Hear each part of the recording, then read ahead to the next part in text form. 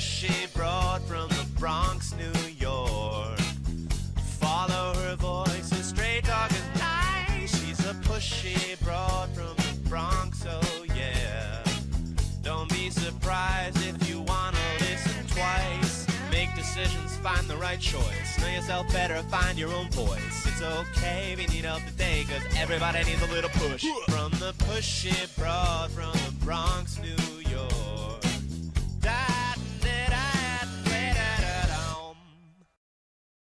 Welcome, Transformation Talk Network listeners.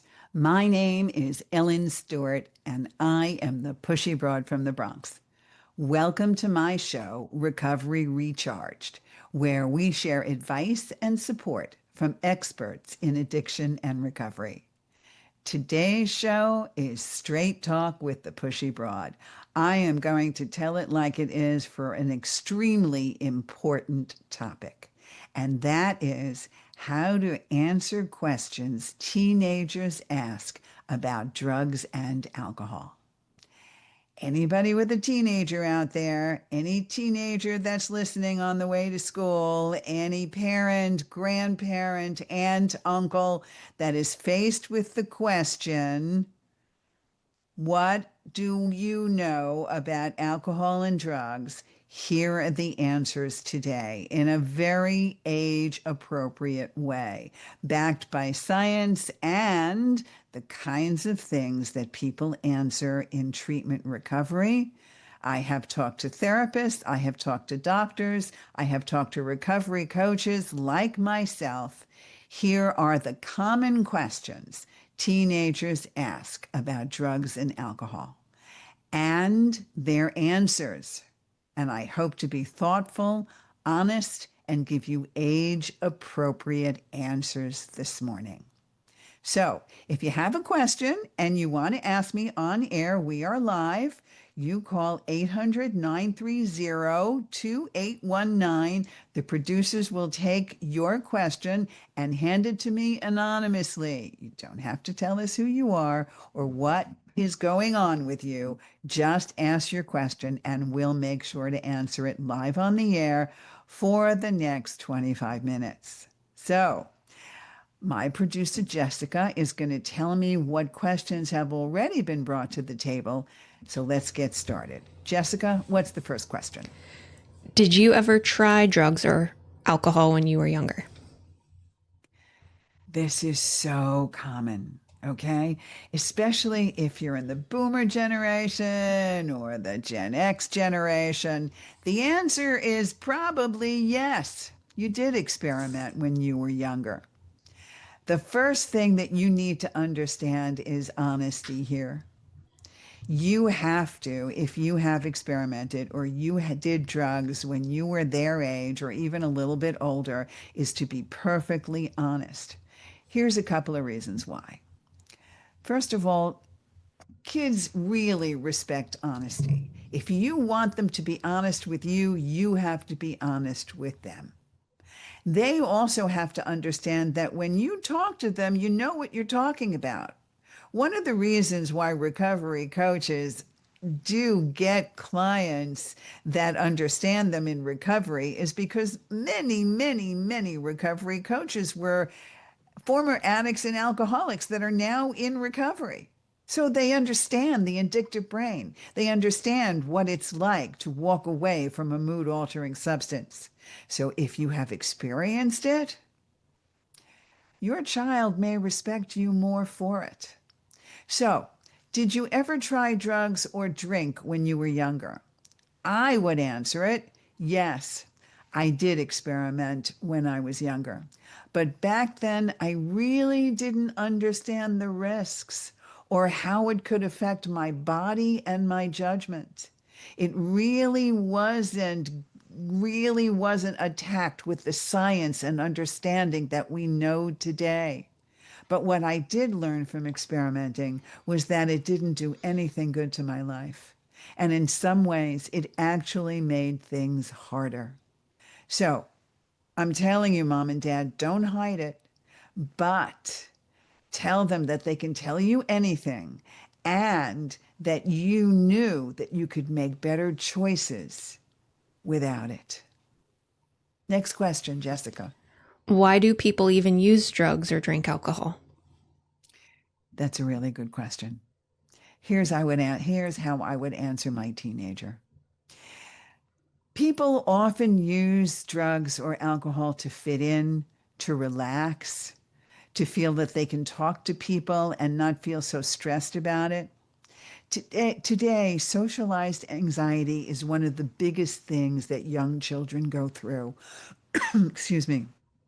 They are at a party or they're talking to friends and they're not sure what to say or what to do. And when you have a mood altering substance, sometimes it makes you a little less inhibited or makes you feel more confident. But the truth of the matter is, those effects don't last. And they usually create more problems down the road. And there are healthier, more lasting ways to handle stress and enjoy yourself. And I'd be happy to talk about those with you in detail as time goes on.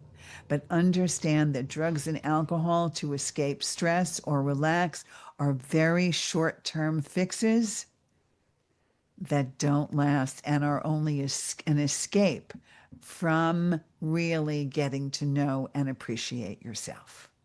Next question. What's so bad about drinking if everyone does it? It can seem like everyone is doing it, but a lot of teens actually don't drink. Drinking when you're young can really hurt brain development, and that is something that we have found out in today's science. It actually can hurt your brain development. It also increases risky behavior because you lose your inhibitions and you may do things that you wouldn't normally do if you weren't high.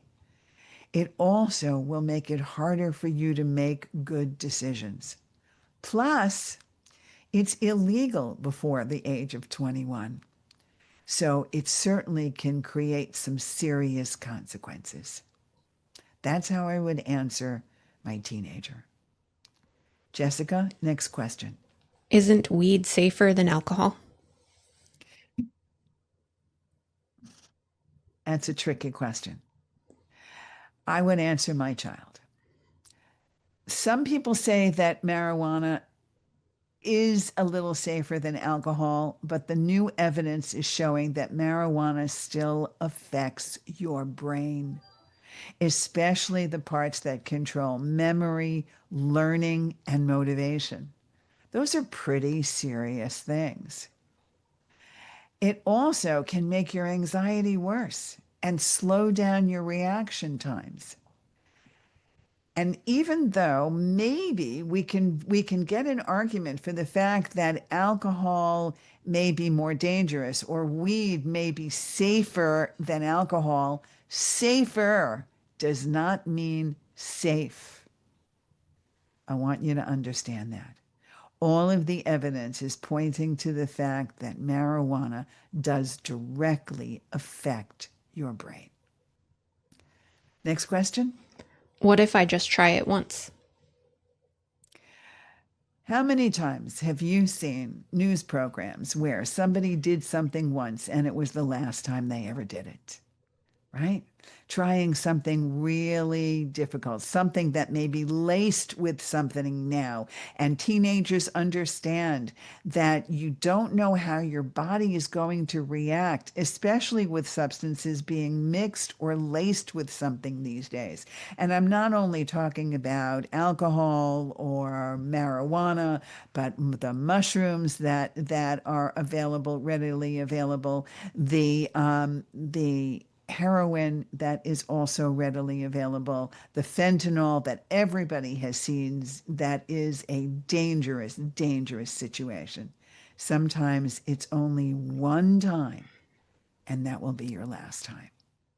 Many addictions and accidents start with, it's just going to be this one time. And then maybe it's not. So it's better to stay in control from the start, because trying it once can still be very, very risky. Next question. What if my friends are drinking and using drugs? Should I just leave? That's a tough spot depending upon where you are. But if I have a choice and you have a choice, yes, it's best to leave if you can. It's always, always available for you to call me or text me. No judgment, no punishment. I'll come and get you. Right? No judgment, no punishment. You can always pick up the phone, no matter how late it is, and say, come get me. You can always use me as an excuse. As a parent, you can say, always use mom and dad as an excuse. My dad will kill me if I stay, or my mom will really be upset with me if I stay. It's always better to stay safe. I don't want you to be in a tough spot. I want you to take a look and see what's going on. I want you to know that you always have a way out by calling me, texting me, and no matter what, it will be okay. And any of your friends that wants to go with you, I will make sure they also get safely home. So we're talking about how to answer a teenager if they're talking about alcohol or drugs or any mood altering substances. This is the Pushy Broad. Go to pushybroadfromthebronx.com. I do parent coaching all the time for so many different things. If you want to ask a question this morning, I'm at 800-930-2819. We're standing by to answer your questions objectively and anonymously. So, next question, Jessica. Why are you so strict about this stuff? If I knew then what I know now, I would be stricter with myself. The fact that I started using at a very young age, the fact that the Pushy Broad has 40 years clean and sober this past September, knowing that if I knew then what I know now, I would always try to keep everyone around me safe. I am strict about this because I love you and I want you safe. And I know how easy it is for something to go wrong. I also know how something can go from an accident to addiction. My rules come from care, not control. I want you to really memorize that. My rules come from care, not control. Next question. If you did it, why can't I? I hear this all the time, but you did it. You did it. Why can't I do it? I would start off by saying, you know what? That's a fair question.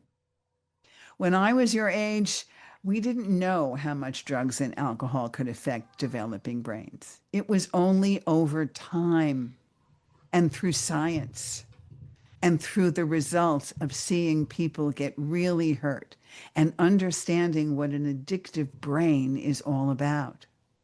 And sometimes we feel that in other ways. Sometimes children can't relate to the fact that it's drugs or alcohol, but maybe they're obsessed with something else.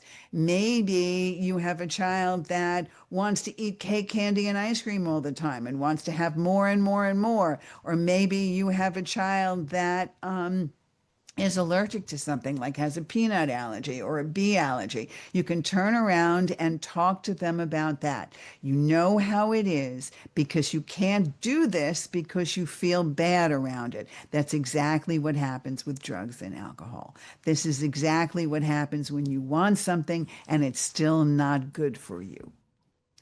I also learned from my mistakes. I want you to have a better start than I did. I have even gone so far as to tell parents, you can talk to them about their friends as well. You can have them sit in a room. You can really do a group with quite a few different teenagers and have them talk openly and honestly about their experiences. Kids really do look at other kids to decide whether or not they want to do something. So it's your job to strengthen your child and have them be a leader and not a follower.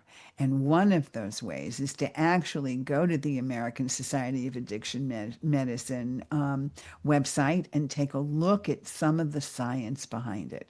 Go to some of the major hospital websites like Harvard or Johns Hopkins or the Mayo Clinic or all of these other places that talk about it, addiction as a disease, and talk to your child about the science behind what's here and explain to them that you never had this kind of research before. And if you did, you would not have done what you did. Next question. What's the big deal about vaping? It's not even smoking. I see so many people, so many young kids, and even older kids with cartridges, right? Carts. Vaping still puts addictive nicotine or harmful chemicals into your body. On top of that, the vape itself contains toxic substances and drugs that people don't even realize they're inhaling. It's not harmless, and it is designed to get you hooked. There are so many new things, so much research about the vape cartridge itself and about vaping in general that makes it really dangerous. I cannot tell you how many parents have come to me with young boys who have said my child was vaping and they suffered lung disease and lung damage because of the cartridge itself. There have been documented cases. Also, vaping is very new on the scene in comparison. All of the studies, all of the clinical studies about the harms of vaping haven't even begun to be discovered yet. There's still years and years and years of research away from discovering how bad this is, how many carcinogens are available in the vape cartridge itself, and how many cancerous substances may be lurking around the corner when it comes to vape. Read more about it. Share it with your teenagers. Have them understand that the cartridge itself, the apparatus, is dangerous.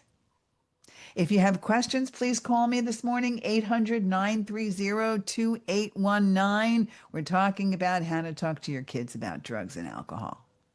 Jessica, next question. What if I already tried something? Thank you for telling me. And I'm glad you can talk to me about it. I'm not angry. I just want to understand what happened and how you felt. Tell me what you did and what you may do differently next time. And you'll never be in trouble for being honest. Never. I want you to feel that you can tell me anything. The idea here is knowing a little bit about that each situation so that maybe you can talk to me before you decide to experiment next time, because there are answers and resources and education that we can research together so that you understand what the consequences are for whatever you're going to do next when it comes to if you decide to do mood-altering substances. So let's find out the facts first so you can make informed decisions. Next question.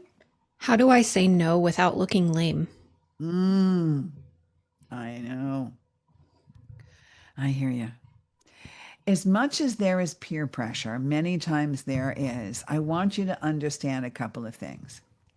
The person that is forcing you, or the person that is saying, oh, come on, man, what's the big deal? And it's really cool. And, why aren't you doing this? And you're so lame. That person probably has a problem with mood-altering substances. I need you to understand, because most teenagers that maybe don't have a problem and want to do something socially or whatever, or won't pressure you into something. The person that's pressuring you, that's the person that has a problem. All Or maybe that's the person who's dealing and they're doing it for money. I don't know, but I'm telling you, wherever you're getting your pressure from, those are the people that have the problem. So I need you to look at them a little bit more critically and say, it's not my problem, it's yours. Or you can turn around and say something like, nah, I'm good. Or it's just not my thing. Or you can move away from it. Or you can turn around and change the subject. Walk away, talk about something else. You would be surprised how many people will respect you for standing your ground. And you may be setting an example for someone else. Maybe your friend next to you really wants to say it, but they don't want to be the only one. And when you stand up for who you are and what you want, then you give others the courage to do the same. So say something simple like, nah, I'm good. It's just not my thing. And then change the subject. All right? Make that a regular part of your conversation. Jessica, next question. Why do some people get addicted and others don't? It's a lot of different reasons. And this is also science, right? Partly it's genetic. Partly, which means if you have a family history of people drinking in your family or doing lots of mood altering substances, then the addictive brain, the genetics kicks in, and you are partially prone to something like that. And that's something that kids really need to know. You have to be honest. There is a family history of alcoholism, or there is something that I want you to look at because I want you to understand that we want to be able to put that part of you into remission. The other part of it is its environment. Who are you hanging out with? Who are your friends? That's why it's extremely important to know who your kids are hanging out with, what they're doing, where they're going. And I want you to understand that it really transcends all environments. I have clients that come from the wealthiest homes, and I have clients that come from the poorest homes. It doesn't matter. It matters who your children are choosing as friends. So I need you to explain to them that their choice in friendships is really significant and what it's like to be a leader as opposed to a follower. The other thing is brain development.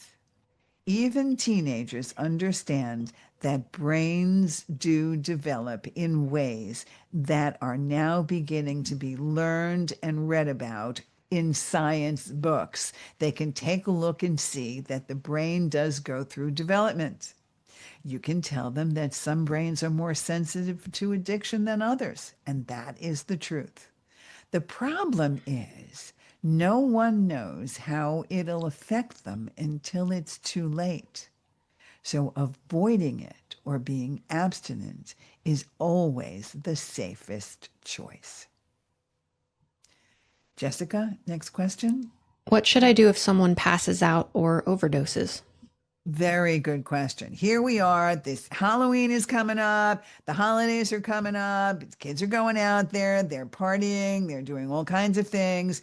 The answer is 911 right away. If you're in another country, whatever 911 is or whatever the emergency ambulance number is, you be the one to call. Don't worry about getting into trouble. There are laws to protect people who help in emergencies. Stay with that person, put them on their side. Don't make them throw up or walk it off. Just turn them over on their side. Call 911. Stay with that person. Then call your folks and make sure that person is doing the best they can. Okay? You're not responsible for them, but you are responsible for walking away from a potentially dangerous situation if somebody needs help. So explain that to your kids, show them. There are a couple of YouTube videos about that so they know exactly what to do, just like you would tell them exactly what to do if, God forbid, there was a fire in the house. Same kind of drill is a good thing to do. All right. One more question. Jessica, Can't I just drink at home so it's safer? I get what you think. And over the course of COVID, a lot of people were drinking at home. which is why alcohol sales went up 500%. It's not okay, and it's still illegal. Even at home, alcohol affects your judgment. It sets up habits that follow you into adulthood. I'd rather we talk about what's making you drink instead. Teenagers have to understand that mood-altering substances keep them away from real life. It is your job as parents to show them that real life has a joy attached to it that is unmatched. This is Ellen Stewart, the Pushy Broad from the Bronx, saying thank you for listening, and we'll see you next time. This is Ellen Stewart, the Pushy Broad from the Bronx, saying thanks for listening, and remember, everybody needs a little push. From the Pushy Broad from the Bronx, New York.